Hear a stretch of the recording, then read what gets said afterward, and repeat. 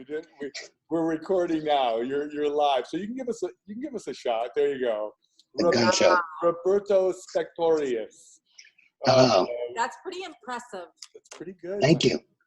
Not bad for. You know what's more impressive is I'm sitting here with no underwear on and a shirt. That's even more impressive. Okay. Oh my gosh! Wait, I have to TMI, and we are recording this, so. That's okay. I don't know how I'm going to go back to my office dressing like I am. We'll edit this out. It's all good. Okay. So. God, Marla, you are so beautiful. Oh my so God, beautiful. You know all the right things to say. So like a 28-year-old. Look at her. I have to agree. So you're absolutely 100%. You made my life. Good. You make mine. All right. What are we doing? What do you need me to do? So one, I would like to introduce you to everyone. This is my oldest and dearest friend, Robert Spector. We grew up in Michigan since we've been 15 years old, maybe even sooner, who knows. And fast forward, I'm going to be 55 this year. Robert is 55 and 56. I just turned 56. That's right. That's right. 56. So Robert is my big brother. But I have two big brothers. Not only you, I also have Neil, and I'm very grateful. Yeah. And really the journey that we've both been in, and not only seeing you in your life from us being teenagers together, but everything literally up until today, and the journey we've both been in, and why I know we were brought into each other's lives years ago, divine timing. And what I would love, not me talking or Marla talking, is really you sharing your story however you want, again, from the heart, from your truth. And, you know, I say, which is going to get heavy, but why I know the importance of this is to be able to share with hundreds and thousands and millions of people that are going through certain things and similar things. And the importance of you sharing this is to let someone else know they're not alone and they're not going through this alone. And you and I on this journey together have witnessed that, good, bad, and different, but we know 100% good. And just honored to call you my brother. And that's truly going back to unconditional love that not only I had to learn for myself, but also you had to learn on this journey. And I just, I think it's time that you share it, and only if that's okay with you. Well, I'm always open to sharing my story. It doesn't take much to get me going. Wasn't prepared, which is probably a good thing. Sometimes I get on stage and I don't even have a set list, and it's the best show I've ever done. So yep. That's just me. So where do I start? Well, I think the law of attraction has been with me my whole life. My whole life. Like, I used to call them coincidences, and then as I got into this, I realized that there were none. You know, so going back to when I started touching into this was, it was like the day before my dad died. He was laying on the couch, and he had a really big business that was failing, and he was about to lose everything, the house, money, everything was going to the bank. And he was laying on the couch, and he had just gone to dinner. No, he had just gone to Canada to try to sell the business. And I was a pretty spoiled kid. You know, I grew up in a big house, which was their house. I had to realize it was their house, but I always thought it was my house. And he was laying on the couch, and he said, "Son, my car isn't working. Can I use your Jeep tomorrow?" He asked me to use the car that he bought for me. And my thought was, no, absolutely not. That's my car. And then this thought came out to me and said, just tell him you love him. So I said, Dad, I love you. And I said, of course. And I kissed him on the head. I went to bed. And the next morning he was dead. Now I know without a shadow of a doubt that the selfish, self-centered child wanted to say no. But the overriding universe had to yell very loud because it knew what was going to happen. And I didn't handle it as well anyways, but I couldn't handle that being our last discussion. Me saying something selfish and getting mad. And so then, everyone thought that I turned right to drugs. It was easy. It made me not feel. Everyone couldn't diagnose what was wrong with me. The truth was I was just a drug addict and alcoholic. And they said they were going to ship me off to this place called Elan. And my mom said, I spoke to someone whose son is there. His name is Samuel Sobel. I was like, okay, whatever that means. And his son is there. And I remember saying to my mom, well, he must have a really screwed up son. She goes, well, you're going to find out because you're going. And when I got there, now I realized that the Elan experience wasn't anything more than to meet Danny. That was it. Because I skated through that program because I can adapt really well. They say don't swear, you don't swear, you get out early. I learned that. I saw people swear, get put in corners. I saw Danny stay there for like 2.5 years. But he was one of my dearest friends. We were so much alike. And he died a while ago, and a drug overdose. And he never got treated for what we both have, So that was a shared moment of why something happened in my life. And then flash forward to, where do I want to go to? Oh, I was using drugs and alcohol. I was using a lot of pills. I was dating a girl named Rebecca, and she was an Alcoholics Anonymous, but she didn't know anything about pills. So she liked the Wynn Hotel, and didn't matter if I had a gambling addiction. She liked the spa treatments.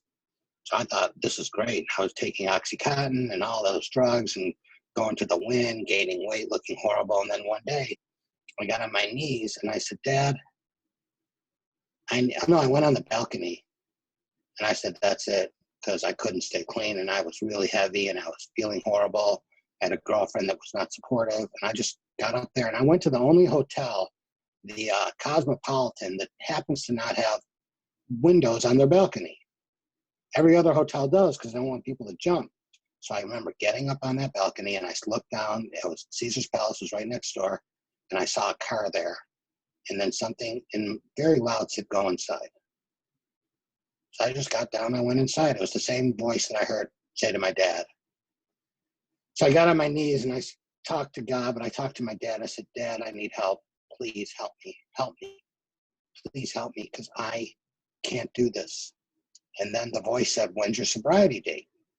Well, I had been taking pills, so I hadn't had a drink in 8 years, but I said, I don't know. And so the voice said, well, go take a drink and have a sobriety date. So, all right. So I went and I hadn't taken pills now for 4 days. Now it's coming down hard. And so I took a drink. Rebecca was sleeping. I took another drink. Of course, I took another drink, and then I passed out. The next morning, I went to, Rebecca said, I can smell alcohol in your breath. You're going to an AA meeting. And I said to her, what about that Codependency Anonymous? She goes, like that. I don't care. You're getting help. So I went to Vegas January 1st, and 2013, I went to an AA meeting, and then I came back to Arizona 2 days later, and I was miserable, and I opened up my Facebook, and I telling you, this is what happened. I prayed to my father, remember?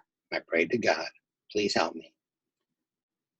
In my Facebook page, Tony Mandrich, who's an athlete who took pills and got kicked out of the NFL, is staring at me, his page. And so I messaged him, and I said, Tony, my name's Rob Spector, and I'm addicted to painkillers. I've been off for 5 days. I know your story. Can you help me?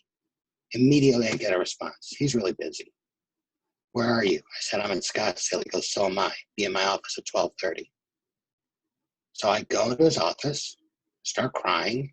He says, I'll do anything to help you. You just have to do certain things. You have to call me every day. You have to pray every day. You have to call me at night and then go to sleep and go to a meeting. And I said, then what? He said, check in the next day. So we did that for a while, every day for a long time. And I started getting some time. And so remember, I prayed to my dad and I prayed to God, law of attraction. So then Tony calls me on March 18th. He says, hey, would you come see me get my 18-year chip? I said, sure, Tony. When's your birthday? He said, March 23rd. And that's my dead father's birthday. Hair should go right up on your arms and blah, blah, blah. But of course. So that's that story. And another story is I'm very fond of dogs. I've had 3 dogs. 2 of them died. Bandit died natural causes right in front of me. And Buddha died in my arms. So when Buddha died, I had to put him down. He had fallen down the stairs, and I had this dog for 15 and a half years. It just killed me. I didn't move. And my mom called me after he died, and she says, you're getting a dog. I said, I don't want a dog. I've had 2 die already. She goes, no, I'm buying you a dog. And you don't have a girlfriend, and you live alone, and you're getting a dog. Well, my mom says you're doing something. So I called my friend out of the blue, just follow the lines here, like you just follow the dots. And Mark Smith, good friend of mine, I call Mark, how do I get a dog? Most people would say go to the pound or something, but Mark said, no, go to puppies.com. I think it's so absurd, but I'm just following along.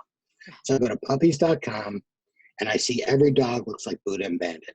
I'm like, I can't do it, Mark. And then all of a sudden, this black dog shows up. I click on it. I see a number. I just keep following the next right thing. Then the voice says, call a number. I call a number. I said, hi, I'm calling about the dog. Is he still available? She goes, yes. I go, where are you from? She said, I'm from Michigan. I said, I'll send you $300. So I sent her $300 just because she was from Michigan, and I got the dog. And then, so this is on January 28th, and Buddha died on the 25th, I believe. So, and I said, I don't want him until April 2nd. I don't even know why I said that. I said, I just need time to mourn. She said, fine, I'll call the courier right now as a nurse, and she'll bring him. And I told my mom, because you're buying him for me, I'm going to name him after your father, Benjamin. So his name is Benji. And so we're going along, sending pictures back and forth. Everyone's excited. I'm excited. And then on March 12th, I get a phone call. Hey, Rob, it's Kathy. I got an issue. The courier screwed up. How'd the courier screw up? Well, she said she bought the ticket for April 2nd, but she bought the ticket for March 15th. I said, oh, okay, well, universe, I guess March 15th is when he's coming. I don't tell my mom or anything. So March 15th, I go to the airport. He's this little thing, little black ball. And I take him home, and I call my mom. I go, Mom, Benji's here. And she goes, what's he doing there? It's supposed to be April 2nd. How did he get there March 15th? I go, I don't know, Mom. And my mother said, I need you to sit down. Now, when a Jewish mother says sit down, you're either getting really, really good news or really bad news. She goes, I need you to sit down. So I can't hold my breath right now. I go, Mom, what's the deal? She goes, well, March 15th is my father's birthday. Oh, my goodness. Wow. There they go again. Yeah, there they go again. Of course. And so this last story I want to share with you is I was in an AA meeting and I was struggling. I got home. And I remember I prayed to my dad when I got sober. So I had been unfaithful to my girlfriend, Diane. And she was distraught. And I got on my knees and I was like, Dad, what do I do? What do I do? Please help me again. And so it's an interesting story. This is the last thing I'm going to say. Law of attraction. So I went to an AA meeting because that was what I was told to do. And I sat next to a woman, and she said, I said, what do you, a guy came up to me and said, I know you're having a hard time, but I want you to go to Fred's 35th birthday party at Harley Davidson. I said, I really don't feel like going. No, it was a woman. She goes, you have to go. I said, okay. So I sat next to a woman, and I said, what are you doing? She goes, I'm in a bad space. I go, well, I have to go to this birthday party, so you're going too. And when I see you, I'm going to come sit next to you, okay? She goes, okay, deal. So I started feeling better. I started reading The Secret. I started getting into law of attraction, started quickly getting better. And then the party came. So I go to the party, and I see her at a table, and I go say hi. And she goes, hi, Rob. She's all by herself.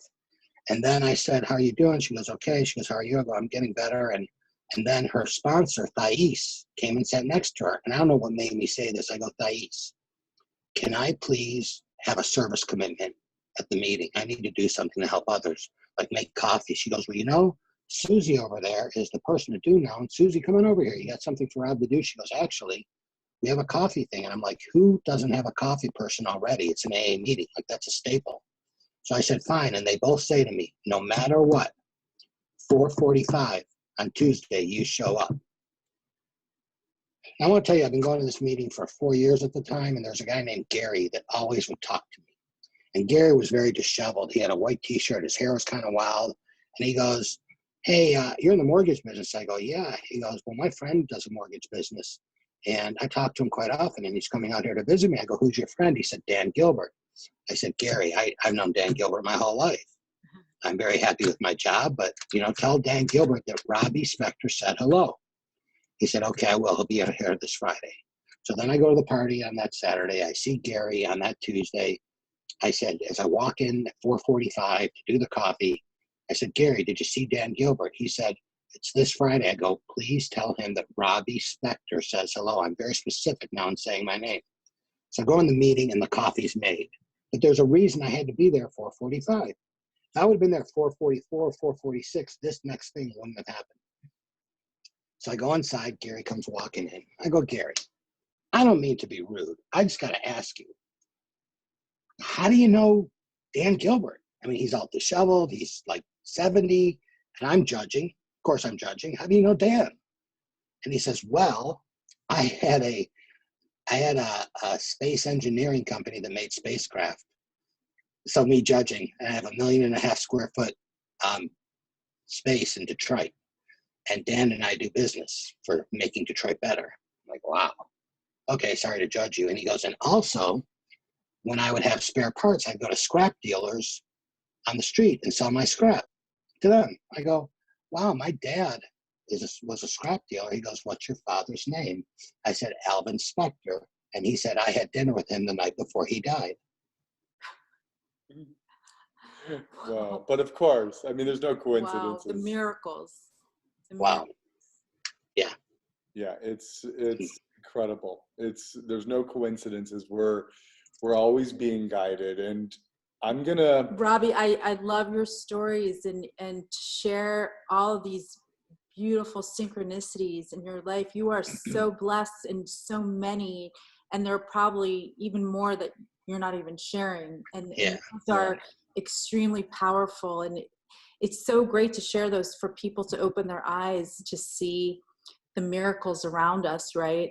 And can you share with us since and how you received the intention stick and what it means to you and how you use it in your life? Well, the intention stick to me is like this.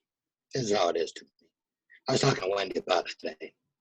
So you got 3 birds on a wire. 2 of them decide to jump off. How many are left? You can answer. Huh?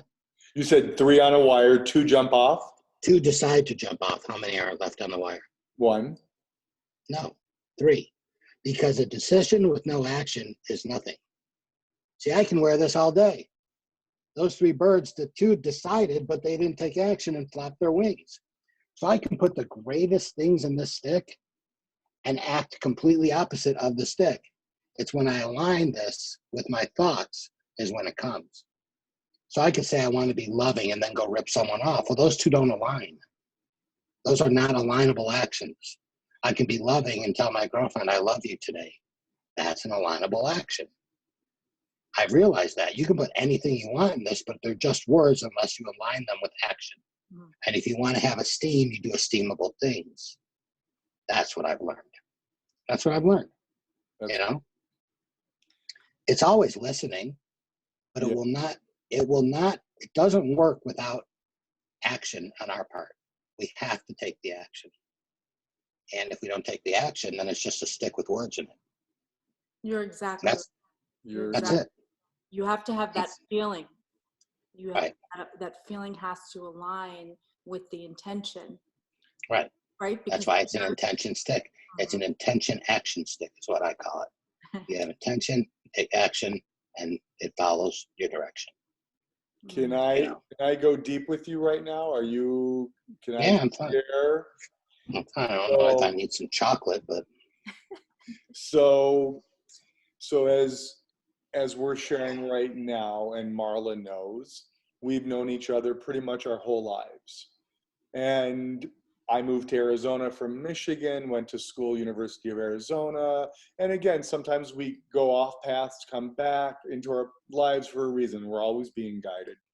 And I'm out here, you came out here, we saw each other at the gym and so forth. And it was kind of like we picked off where we left off decades ago, which was incredible. That's a soul to soul connection. And, you know, working out at the gym, I would see you and everything going on. And all of a sudden, and again, as we say, we're speaking our truth, is that I saw you not being Robbie, meaning very, very angry, very, just the energy coming from you was very toxic. And you know me, I say hi to everyone, and that's just no matter what someone's going through.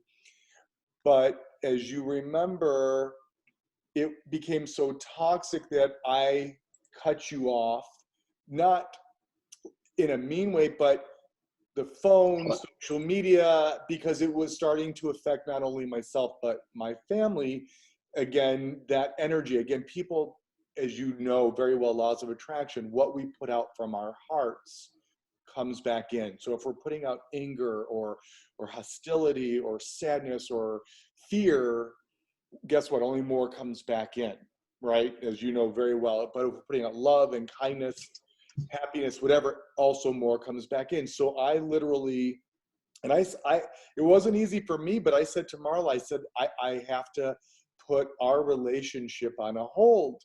And I did. And it wasn't easy for me because I don't shut anyone off unless I've been hurt or something very devastating takes place. So I don't know if it was 6 months or I know quite a time. It was a while. It was a while. It was probably a good maybe 9 months, almost a year, I think, right? It was a while. Yeah, because it went through Yom Kippur, because I had reached out to you on Yom Kippur. Yeah. And I said, per Jewish law, you have to forgive me on Yom Kippur. You have to. I love it. You're like, I forgive you, but I can't talk to you. Right, like, of course. And I said, I love you, I forgive you, but I choose this.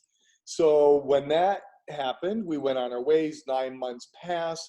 And I remember this like it was yesterday. I saw you in the locker room and you came up to me and I could feel your energy and your love. And I said, you said hi. And I could have easily just kind of walked by and I said, hi, how are you? And you said, great. Laws of attraction, Wayne Dyer, I can feel that love and that light coming from you. And I said to you, that's amazing, Robbie. Stay on that path, right? You remember what I said to you? I said, stay on that path. And it wasn't like, oh, hug, kiss, we're back. It was like, I just said, you stay on that path, okay? So I didn't want to get caught up in anything again. So a week goes by, 2 weeks go by. I'm hearing the message, you need to reach out to Robbie. You need to reach out. This is what I'm hearing. Nope, I'm good. Month later, you need to reach out to Robbie. You need to let him know about the tree of life and the intention stick now. And I'm like, okay, I'm listening. And I call you up and you said, okay, I'm going to come into the office, whatever it may be. I didn't tell you, you had no idea about this. You were supposed to come in, you blew me off. I'm like, okay, I know it's a test. No worries, we'll reschedule, it's all good. Set up maybe a week or 2 weeks later. Hey, Robbie, come on in. You were all set up to come in. Nope, can't make it. You blew me off again, right? Another week or two goes by. I said, Robbie, please come in. I really need to share something with you. It's really important. So sure enough, you came in, I'm in my room and you're out in the waiting room and you were waiting because I was detained probably by a good 15 minutes. And I walk out, Robbie, come on in. And I walk in, I sit down, you come in, you close the door behind you. And I could see and feel the pain I'm talking the pain coming from your heart. And I didn't say a word, but I could just see it in you. And I sat down and I shared the story of Marla and I and the gift that Marla and I received to share with the world, the intention stick. And I said to you, I have a gift from Marla and I to give to you. And we held hands and we did blessings. And you chose your 3 intentions to place inside your intention stick. And I put it around your neck and we hugged and you started bawling. And you composed yourself and I composed myself and I sat down and you sat down and you said to me, I have to tell you something.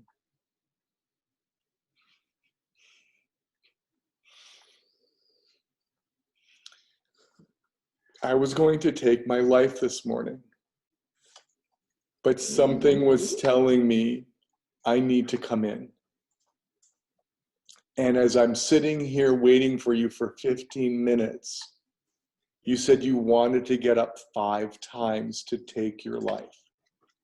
But something was telling you, you must stay. And you did. And this... Well, the truth is that I tried to leave, but I was locked in, so I couldn't get out. Now that's funny. See, now the security works. Funny. The security works. If you want to take your life, go to Scott's office. You keep you sitting there and he has to buzz you out. Okay, yep, you buzzed out. And the words you chose to fill yourself back up, to repair your broken vessel in the last 2, almost 3 years in your journey, and still the tests that have been challenging you, and I've witnessed it, and they've been some very tough challenges or gifts, and you know everything in our lives is a gift, and sometimes these gifts are flipping hard because they can come in the form of tragedy or sickness, God forbid, or a test of drugs or whatever that may be for an individual. And you've never taken this off, and you've called me, and I've been there for you as you know what's interesting about this? What's really interesting about this? Like, every morning I wake up and I pray and I meditate, and Wendy and I have a moment, and then I say, today I'm going to write 2 mortgage loans. I just say that. And then today I wrote 4. And it's just how it goes for me. I mean, my boss called me up the other day and he said, I just want you to know you can be a real pain in the ass, but I love that you work for me. You work very hard and I appreciate it. I go, pretty much I get that all the time. All my friends love me, but I can be a big pain in the ass. Yeah. But today I affirm myself and I say, I'm a wonderful employee. I'm a wonderful friend. I can be a friend with no expectations today. I can give to people. I can give to them anonymously, which I do, and not expect a mention, a payback, nothing. That was the essence of my father. That was him, And so I slowly, find myself transforming again, like the butterfly cocoon thing. Like I've been in so many cocoons now, literally, and I keep coming out, this butterfly. I deserve everything I'm getting, and I don't have to have anyone like me. I don't need to be on anyone's list to like me. I don't care. I have to like me. And I haven't liked me for so long, and And that's exactly it. You learned to truly love Robbie. Yeah. And not. I've had people say they didn't want. I've had people say to me they didn't want to talk to me anymore. I was like, okay, okay. Right. It's one less on the wedding list. But fine. You learned on your journey to repair your own vessel and know what is in alignment with Robbie and what is not, and still tested.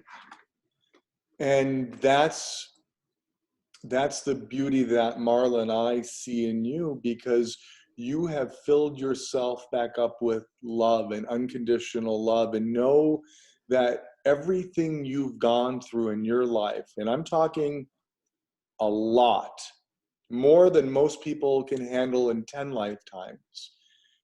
But as we both know and we've talked about, it has brought you to the next place in your life, and it's made you who you are today. And just your success, not with yourself, but in your business and now with your relationship. And that is such a beautiful example. I had the hardest thing happen today because I'm not very good at communicating in a relationship. And there were things that were not working. And I actually sat down like an adult and talked about them. I didn't run. I didn't ask someone to leave. I didn't leave. And it was hurtful. I mean, it hurt because it was the truth. We both had moments, but it's healthier. It's healthier instead of saying, I'm not going to say something for 2 months and just get angrier and angrier. I don't have time. I can't hold resentment. It's like drinking poison. Yes. You can't do it. Yeah. So one, I cannot express how proud I am of you. The man you have become, that your father is so proud of you right now. He is clapping and celebrating. Oh, I got the chills. Your life, because the mensch that you've always been was waiting to come out. And it's here to stay, because guess what? You're going to do for so many others in this world, to help others, to care for others, the compassion, the love, the test that they may go through. Oh, hold on a second. Are you still there? Yeah. Hold on a second. I lost you, and it's funny. As we say, wait for it. Sorry. Of course, you know why I'm really laughing is that our angels are definitely messing with us right now. Your father, yes, your talk father. about you as the jokester. Your father right now is definitely cracking up and playing with us right now. But you are going to help so many others, Robbie. And I've said this to you time and time again. Your huge heart, your compassion, because that's what you understand brings you your bliss. It's not the external. We've talked about, it's not the pills, the drinking, whatever that may be for an individual. It's you touching another soul, you helping another person is what brings you your happiness. And that is the best drug of the universe, is a soul-to-soul connection. And not only did I get to learn from you what unconditional love means, it made me a better person to know, no matter what you or someone goes through, that we have to love someone unconditionally no matter what. And yeah, I learned about forgiveness. Forgiveness doesn't mean you have to be in my life. Forgiveness just means that I can move on. Exactly. You know. So I have a genuine relationship with my family today. You know, Neil and I sometimes don't see eye to eye, and I let him have that. I don't try and change his mind. I love him. Yeah. I love him. So yeah, that's it. And guess what? We love you. I love you guys. Anytime you need me to talk, let me know. Honored to call you family and my brother. And all right, guys. We are so grateful that you not only are in our lives, in our children's lives, that you are now in Wendy's life, and what you do for our community and for everyone that you touch. We see what you're doing, your contribution, how you're growing the movement. It's significant. And we talked about this before, how at the end of the day, we like to ask the kids, what have you done today for humanity? And we say does not have to be anything huge. It could just have been to say hello to someone today. Yes. Or to smile at someone, or to wave to somebody, to acknowledge someone that you pass by, because everyone is important, everyone matters. And so we see who you are and who you're touching, and we're so grateful that you're able to share your love of the movement and the intention stick. Well, can I leave you with something funny? Yes. Of course. So all of you men that are like me, not referencing you, Scott, at all, some of you that are 50 or 60 plus, I want you to know that if you take out the parchment and you put a Cialis in there, it will stay in there just in case you ever need one. Okay? I still love you, but TMI. Just kidding. I know. I've never done that. But that's you. I love it. That's hilarious. If we can't, by the way, if we can't laugh at ourselves. You have to laugh, because you can't cry and laugh at the same time. It's impossible. So it's impossible. You can't have sadness and happiness at the same time. That's right. We love you, my brother. I love you guys. And listen, I will encourage anyone, if they're not getting their intentions met, follow up with action. That's all I got to say. So if you're watching this now and you're like, I want to be happy, health, I'm sick. Well, that's because you just said I'm sick. So the intention stick can't work. It's like, wait, I got help and I'm sick. I got help. Which way are we going? It has a brain that works on this one line, this one level. It hears everything, even when you're sleeping. Yeah. Wendy said to me, can I take it off when I'm sleeping? I go, well, not if you don't want your intentions answered while you're sleeping. You know? Exactly right, Robbie, because so I set my intentions when I go to sleep. Yeah. Absolutely. I do too.